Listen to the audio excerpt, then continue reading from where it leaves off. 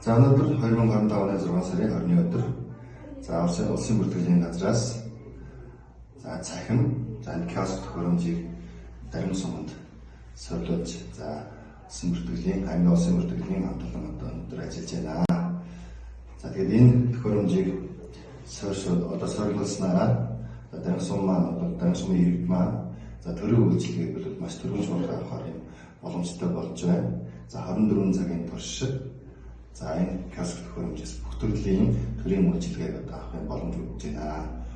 Тийм учраас бас энэ нь өөрөө иргэдийн цаг хугацаа хэмнэсэн мөн орчин үетэйг нийцсэн ийм шинэлэг ажил болж чадж байна. Тэгээд энэ ажлыг зохион байгуулж энэ киоск цахим төхөөрөмжийг дарин суманд ингээд суулгуулсан аймгийн улсын бүртгэлийн хамт олонд чин сэтгэлээсээ талархал илэрхийлье.